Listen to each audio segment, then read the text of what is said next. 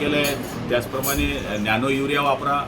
खताचा वापर जर काही कमी करायचा तर नॅनो युरियामध्ये निम्मी किमतीमध्ये आपल्या नॅनो युरियाचा वापर करता येतो.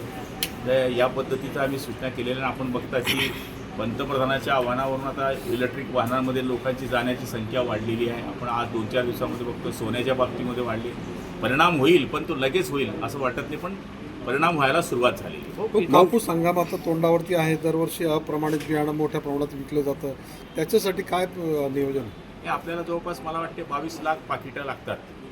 त्याच्यापैकी आपल्याकडे आता सध्या 5 लाखच्या वरती उपलब्ध आहे आणि येत्या दिवसामध्ये आपल्याकडे पाकिटं उपलब्ध होण्याची स्थिती मजबूत आहे. त्यामुळे आम्ही या ठिकाणी गुजरातकडून येणारं किंवा गुजरातकडे जाणारं मटेरियल असेल ते थांबवणार आहोत. तिकडनं येणारं बियाणं ते थांबवणार आहोत आणि त्याच्याकरताच ही भरारी पद्धत.